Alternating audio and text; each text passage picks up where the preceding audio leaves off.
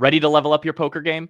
We're about to run through 5 situations in which you should ramp up the aggression. I'm Mike Brady, alongside Scottish poker pro and coach Gary Blackwood. One of the biggest leaks that poker players have is that they're not aggressive enough. We're going to give you 5 very simple spots where you can just ramp up your aggression, bet your entire range all the time, and it's going to help you plug that leak. Be sure to stick around to the end of this video because we'll reveal when you should actually ignore all of the advice we've given you in this episode. Jumping right into it, situation number 1 is when you're in position on flops with no possible draws and 1 high card.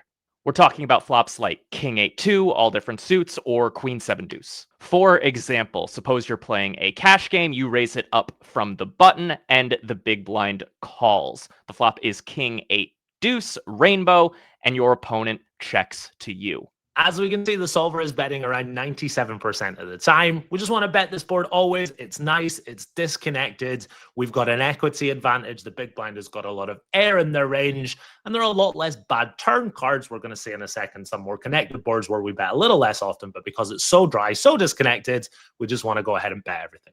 Like Gary alluded to, if the board was a bit more connected or had a flush draw possible, you should generally c-bet less often. And the reason for this is easy to understand. These extra possibilities of flush and straight draws make it more likely that you're going to get raised or called. When that's the case, when you're going to meet more resistance, that makes c-betting 100% of the time less attractive. We can look at boards like Queen 9 deuce, where the checking frequency ticks all the way up to 23%. We can look at King 8 deuce with a flush draw, so that's the same 3 cards in rank, but there's just now 2 hearts on the board. The checking frequency ticks all the way up to 28%, a massive difference. And then Jack 6 deuce has a kind of lowly gut shot available. And even on that board, pretty dry, but still a checking frequency of 25% by the solver. It just goes to show the more stuff that they can continue with, the less you should be firing. By the way, the Lucid Poker Trainer is now free to play. Play, win, repeat. Head over to lucidpoker.com and upgrade your game for free. Our promise is that if you just take 5 minutes every day to play our daily cardle, you're going to continue to improve your skills and win more money at the tables. Again, head over to lucidpoker.com. It's the tool we're using throughout this episode to demonstrate the solver strategies. I highly recommend going over, checking it out, signing up for free at lucidpoker.com. Situation number 2 is when you've got a tight range on flops with some draws and 1 high card. For example, you're back in a 100 big blind deep cash game and you raise it up from the hijack. So now you're a couple positions earlier and the big blind calls. The flop is Jack 6 deuce rainbow and they check it over to you. We spoke a moment ago about those Jack 6 deuces and those King 8 deuces, and we saw the c-bet frequency tick down, but we were playing with a wide button range in those examples. Yes, we're doing better than the big blind on these boards, but not by as much compared to when we're in an earlier position. When our range gets tighter, it naturally gets a lot stronger. It's going to miss less often, and as a result, our c-bet frequency is going to significantly increase to the point where you can c-bet these boards every time. In these situations, you're more likely to have a strong hand. You've got less air in your range, and you can leverage that with an aggressive betting strategy and just bet your entire range. The differences are pretty stark. We look at that Jack 6 deuce board from before that had a 25% check frequency when you're playing from the button. When you're in the hijack, just 2 positions earlier, that check frequency ticks all the way down to 2%. King 8 deuce with 2 hearts. Remember, that one was about a 28% check frequency when we were on the button. When we move to the hijack, it goes down to 16%. You're not expected to memorize these percentages. Don't waste your brain space memorizing this minor stuff. It's more so just to demonstrate to you how big of a difference it makes to be in an earlier position and have that stronger range. I will note that this rule does have exceptions. If you're watching the video on your screen, you'll see Queen 9 deuce actually has its checking frequency increase when we're in earlier position in this particular case. That's going to be because of just how the ranges are composed. Gary suspects it's something around the 9, the big blind connecting more with that 9. But really, the only way to learn about this stuff yourself is to dive into a tool like Lucid Poker and study these situations so you can better understand them. but we're going to keep giving you general rules that will help you at the table right away. Situation number 3 is when there's a big pair on the flop. Gary, what qualifies as a big pair? Anything where the paired card is Broadway, 10-10x, Jack-Jack-X, Queen-Queen-X, King-King, and Ace-Ace-X as well, of course. For example, we're back in a cash game and the player in the hijack raises. You 3-bet from the small blind and your opponent calls. The flop is King, King, 5 with 2 diamonds. This is a flop where you should just c-bet every single time. This is an amazing board for your range, and you should be c-betting every time. And it's very clear as to why. If we look at the left-hand part of the solver here, we can clearly see that just so much of our range revolves around connecting with the king, having a big pair, having a lot of backdoor draws. We just have so few airball combos on this board. Everything has got a draw or a backdoor draw. There's just so little air in our range compared to our opponent's range that this is a great board for us. We just want to bet our entire range always. Yeah, you're going to throw in a small bet here and your opponent is just going to do a ton of folding. We can force the small bet from the small blind in Lucid and see that the in-position player responds by folding a quarter of the time, and the hands that they do continue with include a lot of pretty marginal ones. Pocket 6s, pocket 7s on this King, King, 5 board. If you're sitting there with Queen, Jack in the small blind, you're not hating your chances against that pocket 6s. You can always hit a Queen or a Jack, or you can make them fold on a later street. So they're just in a really, really bad spot. And if you bet a third of the pot and they fold 25% of the time, your bet is basically auto profiting there. So this is just a really good situation for you to jam some chips into the pot. So the takeaway for this one is super simple. When you're the pre-flop aggressor and the flop includes a big pair, you can c-bet aggressively. That's whether you're in position, out of position, playing a single raised pot, or a 3-bet pot. Situation number 4 is when you've 3-bet in position and the flop comes king high. For example, we're back in that cash game and the player in the cutoff, one off the button, raises it up. You are on the button and you decide to 3-bet. The cutoff calls. The flop is king, queen, 5 with 2 diamonds, and your opponent checks. King high boards are amazing for you. One of the first things I learned when I started using solvers is that king high boards in 3-bet pots where you're in position are just really, really good boards for your range, and you want to c-bet them really aggressively. They're just so good for you. You connect so well with them. You just want to be really aggressive and bet extremely often on these boards. To demonstrate how great of a heuristic this is, I'm going to set up a little experiment using the Lucid Poker trainer. I'm going to create a custom drill where we're playing a 3-bet pot in position in this exact button versus cutoff matchup. I'm going to make it so we only play one action. So we're just going to get the decision point whether or not to bet or check on the flop. And I'm going to do a flop filter so we only get king high flops. And here's what I'm going to do. I'm just not even really going to look. I'm going to narrate what we're seeing, and I'm just going to hit bet every single time, and we'll see if we make any mistakes. So first we get a king 7-6 all club flop, and we have pocket 8s. We bet, and it is not a mistake. Now we have 10-9 of clubs on king 9-7 with 2 diamonds. We're going to go for another small bet. What do you know? We should have bet every single time. Now we got king queen 8 flop, and we're holding ace jack. We're going to bet again. Oh, what do you know? That's a lot of the betting color. We're betting every time. King 10-7 with 2 clubs. We've got ace jack again. We bet, and we were correct to bet.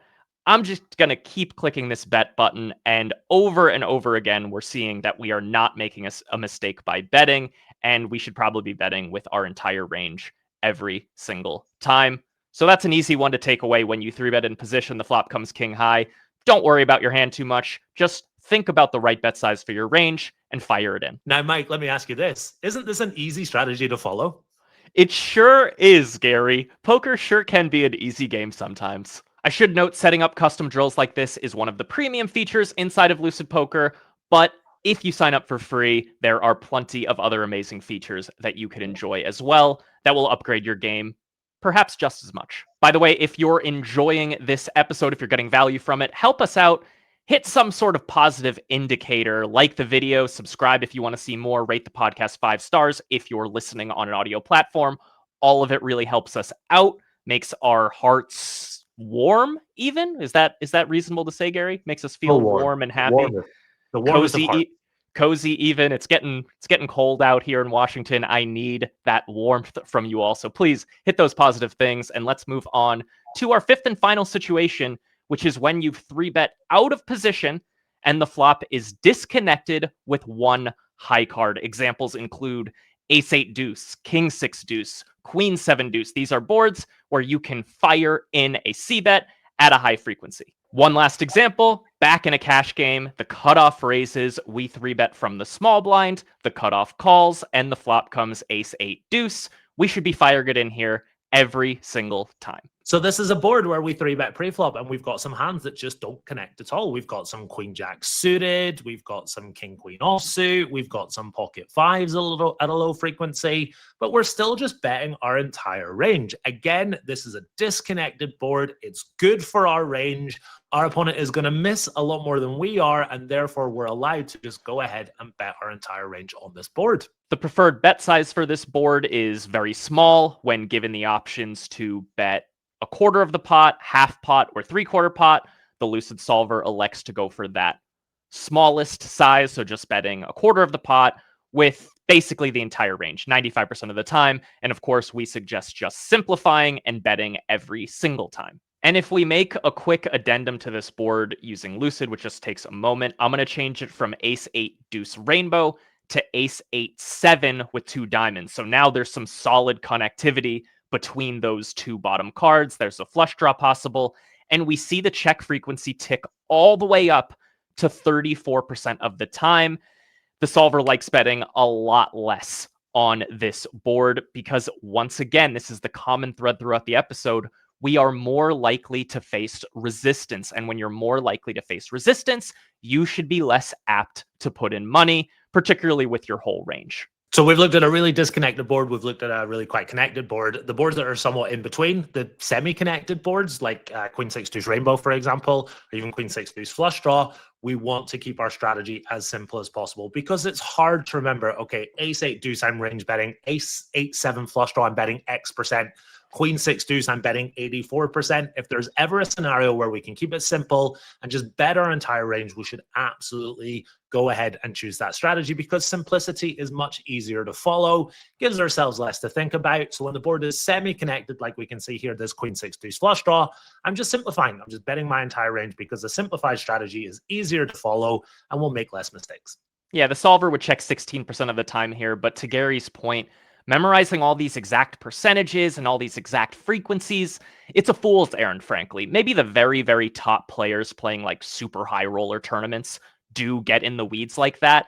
But for 99.9, I reckon, percent of poker players, you're just wasting your time by doing that. The way you should study with tools like Lucid Poker is to look for trends and general shapes of strategies, and then find a way to execute that at the table. And that's what our feature, the Daily Cardinal, is so amazing for. This is a daily quiz. It's totally free to play on lucidpoker.com. And it's a pro-written quiz that gives you 5 spots per day. You take your action, and then the coach explains directly to you, did you make the right play, and why is that the right play?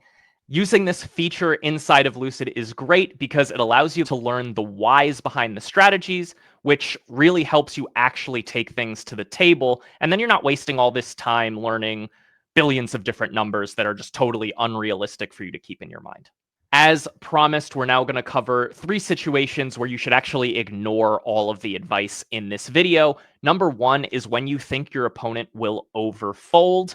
You can check back some strong hands and always c-bet your bluff. So if you look across the table, you're seeing a very weak player who's just very likely to fold unless they've smashed the flop. This is the type of player where maybe you don't waste your strong hands and instead you check them back, keep them on the hook.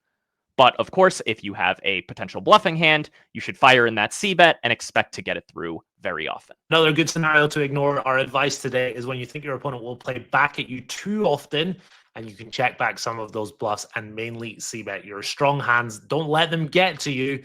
We all know the type of player that's really aggressive. They're constantly check raising.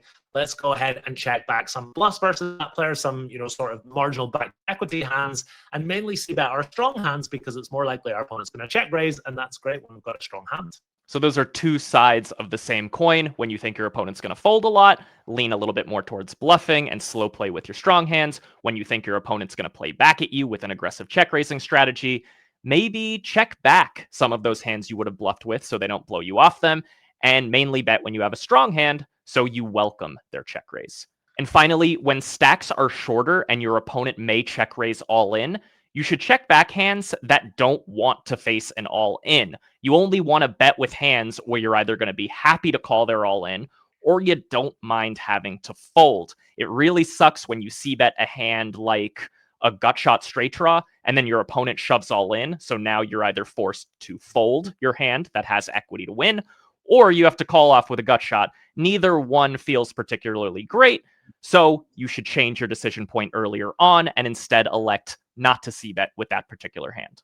As a WSOP $600 deep stack final tableist, I can confirm this is a scenario that comes up a lot more often in tournaments as opposed to cash games, because obviously stacks get a little shorter and therefore you're less inclined to see bet these marginal hands, which could get jammed on when you've got 10 to 15 big blind stacks. Ramping up the aggression is fun, but sometimes you have to play more defensively. The video on your screen right now breaks down 5 situations in which you should never c-bet. If you're betting in any of these spots, you're basically flushing money down the toilet. Give it a watch now.